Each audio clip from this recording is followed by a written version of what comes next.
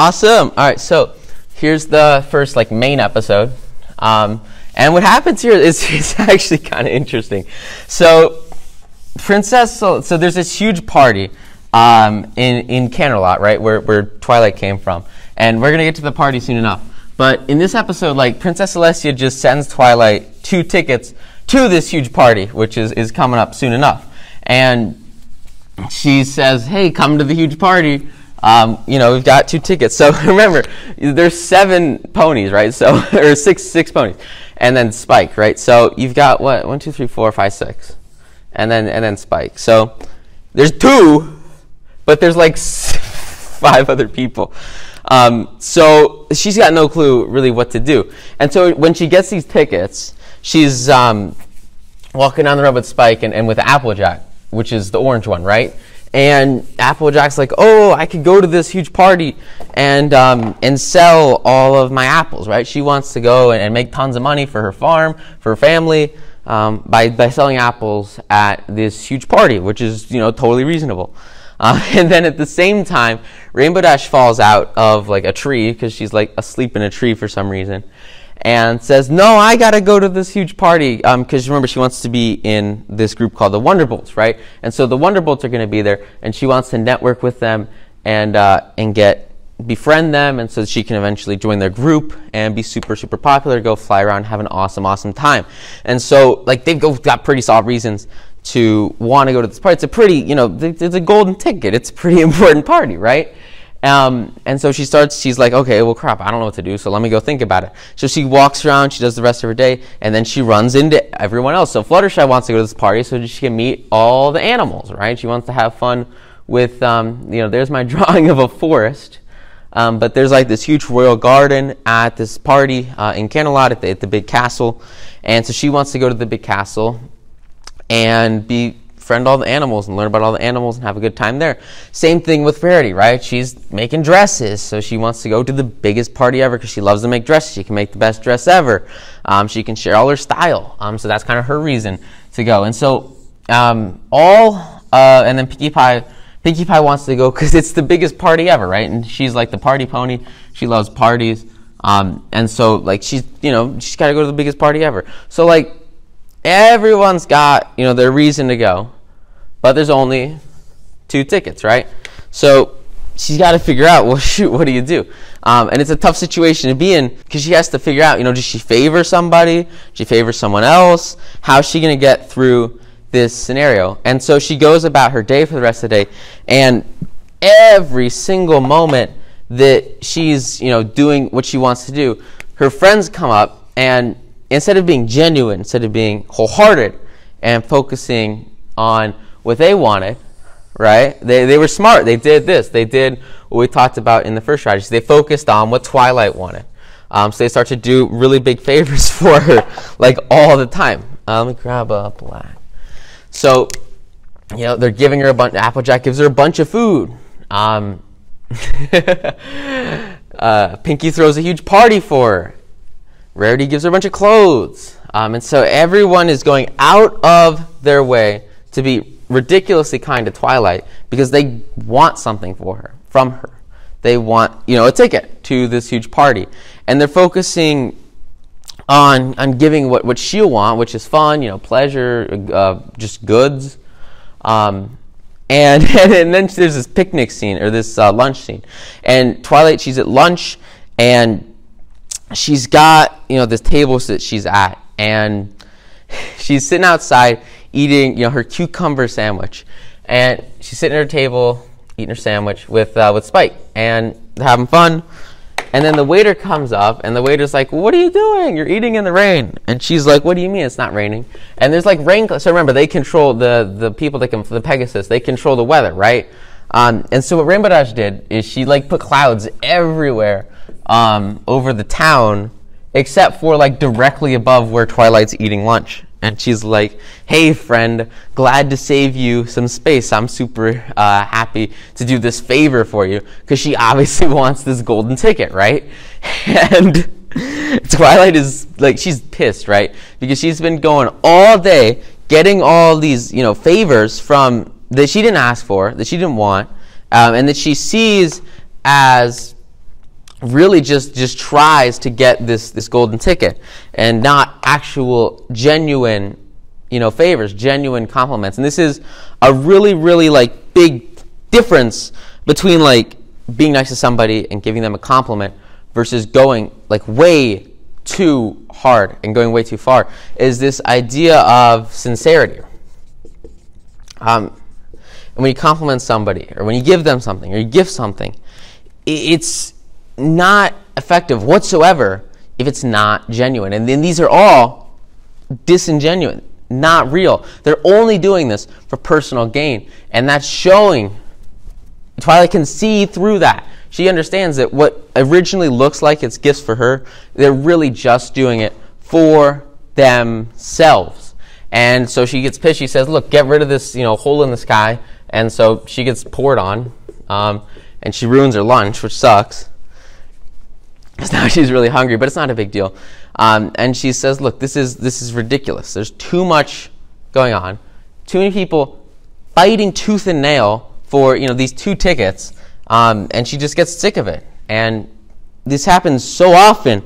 You have a friend group, or you have people you're working with, and as you try to grow, as you try to get to this goal, because their goal obviously is to get to this huge party, if not everyone can go, or if there's some kind of limit, you cannot focus too much on the individual instead of what they actually care about are these tickets. They don't really care. They're not focused as much on Twilight, but they're putting all their efforts on her. And so if you focus too much on one person, or if you put everything you have at the core of someone, it'll break them down. It'll fluster them. A great example of this, I sell my books online, I sell a bunch of courses online, and I'll have these huge list of people that I email, right? And if I send an email to everyone, everyone's like, oh, cool, there's this new thing or whatever. But if I send a personalized video, I tried doing this, send a video message to one person, try to get one person to do one thing. That was obviously for my benefit, right? They'll freak out, and it messes people up, and they realize that there's way too much pressure, way too much focus, way too much emphasis on me, on you, on whoever this one person is. They're going to freak out, and that's exactly what happens, because if these guys were doing parties for everybody, she wouldn't care. But when it's just you and you get soloed out, it ruins the experience, it ruins the development, and it just absolutely crushes her ability to function, because she's just focused so much on this crap. So what she does is she sacrifices. She's got 2 tickets, right? And she wants to go. She can go with Spike, and they want to go. She sacrifices her own well-being. She sacrifices her own, potential future of having fun at this party, and she just cuts it. And she writes back to Celestia. She says, "Look, I don't want these tickets. There's 7 friends, 6 friends, and I can't figure out who to give it to. I could give 2 away, but then she will literally give away both of them for other people and sacrifice herself, but then she'll still feel bad about not being able to give it to the ones who couldn't go. And so she just destroys them and gets rid of the opportunity because she doesn't want to alienate herself from her friend group. She self-sacrifices to strengthen the relationships and the bonds that are over here, because she thinks this is more important. It's more important to have this group of friends than it is to have these 2 tickets and this fun time at the party. And this is a difficult place to be in for so many relationships and so many social groups, so many peers, where it's really a debate between personal gain or group gain. And so in this situation, she makes the right decision. She cuts the stuff, she cuts the crap, and she says she's not going to go. No one's going to go because she can't make it fair, which is interesting because life's not fair. But she makes the decision to focus on the group, and it is the decision to make. That's the way to go. And that was the best decision for her. And in the end, it worked out because Celestia said, "Oh, why didn't you just say so?" And then she sent everybody a ticket, and everybody got a ticket. And the only way that she went from 2 tickets at this ultra exclusive event to 6 tickets was by making that sacrifice and being able to walk away from the deal. Really, really big concept here is if you're negotiating, you're trying to work towards something. If you can walk away from it, you're going to have a much better chance of actually getting it done. So we're going to move on to the next part. You can see he's kind of got like a bandage, right? So she's got to do all of, the fields. She's got to harvest everything because her brother got hurt, and she's only got like a little sister and like a really old mom or grandma. So it's basically like all her to go and harvest, all of these trees. And it's a lot of stuff. And she's only got a certain amount of time, right? Because if she doesn't do it fast enough, then the trees will just kind of die. And she doesn't want the trees to die, obviously, so she's got to, go. She's got to go really, really hard and get it done. So she starts out in the morning, and she goes really, really hard for the first day. And in the first day, she finishes sort of this first section of the field. And she did a really, really nice job. She got everything done. She got all the apples in buckets, but she's like dead tired. And she's only got like a couple more days, and there is just so much more to do, throughout the entire farm. So her friends start to walk into the scene. They start to see what she's doing. And kind of more importantly, they realize that like there's a lot here and only like one person. And it takes, like forever to get this done. So on the second day, she starts to go, but she didn't really like get enough sleep. She stayed up super late, getting all the apples on the first day. And so she's working and working and working, and she's giving 100% for like 15 hours a day. I mean, such a long period of time. She's doing everything she can. She's maxed out, and she's making progress, but it's not the progress that needs to happen, and it's not at the speed that needs to happen. And so her friends start to see this, and they kind of walk in to the scene, and they're like, wow, this is a lot of work for just one person. And they want to help her. And she says, no, I don't need any help. She focuses more on this idea of like, I do it, than actually getting the task done. So this is a huge problem for people that are just starting, with their businesses or with entrepreneurship. This idea of self-employment, right, is where you do everything. And even when you're going super, super hard, like it's going to take forever to get it done with this single mentality, this individual mentality, instead of leveraging a group. And so she turns away her friends at the beginning and says, look, I'm going to do this. She focuses on her honor, her pride, instead of actually getting it done. I remember when I was publishing kind of my first book and getting, bless you, the cover for it, I spent like 8-10 hours just going around downtown Charlotte trying to just get like the right photo, and it took me forever.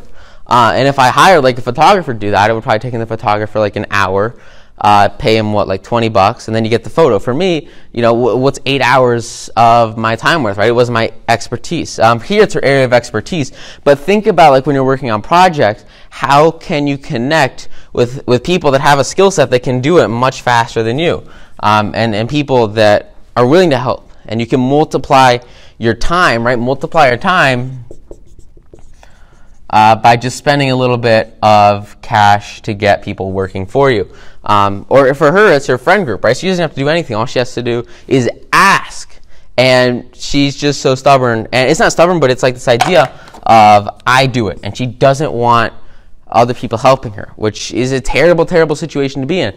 And so after like the second day, or halfway through the second day, she's still working her way through here, but she is like beat. I mean, she hasn't slept like at all, which is ridiculous. And she basically just kind of like falls asleep halfway through the day, and she's just done. She's like dead. And so her friends see this, and they force themselves on her, which happens so often when you're working and working and working, going super hard on something, but just not getting the results. A lot of times it takes like an outside force to come in and stop you and change the course of action and start leveraging other people, and bringing teams in and people that are specialized in.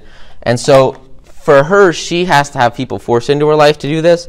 But for you, like you can take a step back and figure out what makes the most sense. Figure out how you can grow as a group, how you can grow as a team, and focus, starting at the beginning, looking at the big picture and saying, wow, this is a lot of work. I probably can't do this by myself and should get some help. Instead of just trying to go super, super hard at the beginning, if she just spent a little bit of time figuring out how other people could help her, it would have been a much more effective way to do it. And so her friends come in, and Twilight uses her magic to harvest half the field in 10 seconds. And then all the other people, or the other ponies, they knock down all these trees really, really quick, since there's 5 of them, or 4 or 5. And so they get everything done, like that. And she is blown away. She's like, wow, she's never seen this before. And she realizes that when you leverage a team, when you leverage a group, and you work with others, all of a sudden you can get so much done, 10 times faster, by focusing on the whole effort instead of just one person. And that's really the power that comes from building these social groups, where if you have a problem, it can be a really big problem, but it's a lot smaller, right? Instead of having all this work to do for one person, and this would take 2 weeks, you can get it done in 5 days with 4 or 5 people, right? Really huge concept here is the idea that 1 + 1 is 3. If you take 2 people together, they're going to work the same output of 3 people. 2 + 2 is 5. It just goes and grows and grows and grows. Sort of the more people you have, the more you can get done. And that's one of the most powerful impacts that comes when you start to focus on these social groups. You start to focus on building these friends and working with them. Because if you can just get a little bit of extra help from somebody else, it's going to geometrically scale your output by getting, like Twilight, for example, she uses magic to harvest instead of kicking down all the trees. It takes her maybe an hour to do half the field, and that's something that would have taken her 3 days. And so just stepping back and thinking about what actually makes the most sense, is such a powerful concept that, and sometimes it comes at a cost. Here it didn't come at a cost, but a lot of times in the marketplace, you got to pay someone that's a specialist to come and help you. Isn't it worth, buying back your time to get someone working with you? To get someone who is so specialized that they can get this one thing done 10 times better than you can. And this is really where I had the most growth. When I started the most growth with my companies is when I step back, because you got to humble yourself down. You got to take yourself out of this position of leadership and sacrifice your ego. That's something we're going to talk about so often, is this idea of sacrificing ego. Because, you got to say, look, you know what? I'm not the expert here. I'm not perfect. I'm going to push you up. I'm going to elevate your status and give you a feeling of significance, and sacrifice yourself, right? Put yourself down a little bit temporarily so you can have this long-term gain. For this situation, the payoff of just putting the ego down a little bit is get the entire project done 10 times faster. And that all comes only after she is able to make this sacrifice and say, look, I'm going to bring my ego down. I'm going to take my status down. And I am going to admit that I need help. Say that, right? I need help. One of the most powerful phrases you can have ever. Is the instant that you can realize that you need help and then tell other people that you need help, your output scales 10 times faster. And it's just that initial hurdle of declaring and admitting that you do need help. So that's the biggest takeaway, is to get help from others. So big secret of dealing with people. Oh man, I love this one. It's amazing. Throughout, all of this, I think Pinkie Pie is probably the best representation of it, but you see it so often throughout the series and throughout everyone that's a part of the show. And this, one concept, I think has just changed my life more than anything else. And it's this idea of no matter what you're doing, how you're doing it, who you're doing it with, smile, okay? Smile. It's someone else, shows them you care about them, shows them that they're significant, they matter, they're important. And like I've become known for this with so many social groups I'm in, so many people I meet all the time, just constantly smiling. And it just changes everything. It changes your personality. Like if you just smile, like right now, it's just going to start to bring those emotions of happiness, of joy, of greatness in your mind, because you mentally associate smiling and happiness with smiling with happiness, right? So just by physically changing your face, you can change your mindset, you can change your attitude, you can change your demeanor, all by smiling at people. And we're going to see this applied so much, such a key concept, that whenever possible, you always go for the big smile, for yourself on the inside, and also for how other people feel on the outside and how they perceive you. And because as soon as you can just share that with everyone, it changes so much. And this is a really great example. So here, the new character Gilda, you don't see her too much, but huge part of this episode, right? So Pinky's got her friend Gilda. So this is Gilda, and Pinky brings her into town, and she wants to introduce her to all her friends. And she says, hey guys, this is my friend Gilda. She's a griffin, so she's kind of got like wings. She's kind of cool. And she comes into town, and she is just ridiculously grouchy. And one of the biggest reasons for that is that she's never smiling, never happy. And it shows throughout all of her actions. She's like never satisfied with anything. You see her go throughout the entire town, just like dissing on people, getting so upset, grouchy, sad, angry. And it's a shame. So earlier in the episode, right, she starts to hang out with Rainbow Dash, right? So Rainbow Dash in blue, and they're having, a ton of fun, smiling, being happy. They're going through a ton of jokes, right? So doing a ton of practical jokes on themselves, on friends, on each other, and they're having a great time. They're in their peak state. They're in like their top emotional ability. They're doing what they love to do, and they're having a great time. But as they start to pull jokes on more people, and as they start to kind of get pretty grouchy and mean to everyone, what happens is the main six, most of the ponies, they get upset, and they're like, look, she isn't really being that nice to everybody, which is a shame, because she's just trying to do what she's used to, right? So where she comes from, everybody's sad, everybody's angry, everyone's grouchy, no one smiles. All the griffins live in, faraway place, Griffinville, whatever, and they're just like always fighting with each other because everyone is sad and like no one smiles. And so when no one smiles, it corrupts the culture. It corrupts the movement, and it corrupts the people, right? And it destroys their sharing. There's no sharing. There's no helping. Where she's from, she's so used to everyone being on their own, and essentially destroyed that she never smiles. And it crushes her in this new world in Ponyville, because everyone's here super happy. They're having a great time. And so as these two worlds clash, positivity and negativity, all of a sudden, what she's been working on pretty much her whole life, it's just crushed in front of her. And she has no idea how to embrace this new world where she can be happy. She's never done it before. And for so many people, they're living their whole lives in this isolated space of sadness, when in reality, you want to isolate yourself in happiness. You want to completely cut off the negativity, cut off the anger, cut off all of this by completely expunging the people in your life that have this anger, that have this sadness, that have this negativity. It's a very tough thing to do.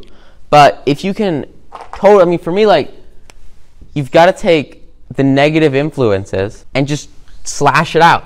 No negativity whatsoever. Because the instant you destroy negativity, you completely crush the opportunity of sadness. Your only option is to be happy. Your only option is to be positive. Your only option is to live in this peak state. And the instant you can do that, everything changes.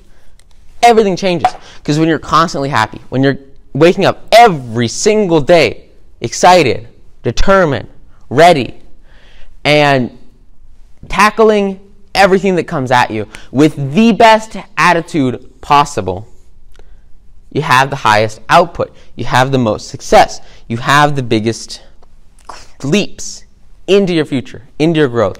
And so that's what the biggest problem here is with Gilda, is she's not at this state yet. She has been trapped her whole life in sadness, and as she comes into this new world, she's so confused because she's never seen total happiness. And so she goes to this huge party at Pinky's house, and you can see kind of in this picture, she's like really upset at her. And she's really upset because Pinky, reversed the show and played a joke on her. And the jokes, they weren't, the booby traps, whatever, they weren't all set for her, but she, launches off a ton of these over and over and over and over again. And all of these make Gilda super sad because, she doesn't want to get pranked. But she just kind of accidentally triggers everything. It's a shift in mindset. It's a shift in mentality. When all these practical jokes happen to you, you don't have to be upset. You can be happy. And the way you react to a vast majority of what happens in life is based on if you're in total happiness or if you're in total sadness. And Gilda, remember, is coming from total sadness. So she doesn't have this happiness that would come out. Like if someone played a joke on her, she's not going to be happy. So your goal, right, is to be in this idea where you're totally happy all the time, so that as anything happens in your life, this could be anything, you want to take that in positively, and you want to be super happy with it and grateful for it and thankful for it, and just constantly succeeding, constantly fueling your growth, fueling sort of the internal drive by filtering everything so that once it gets to your mind, you're only thinking about the positive. You're only focusing on the positive, and you completely eliminate all the sadness.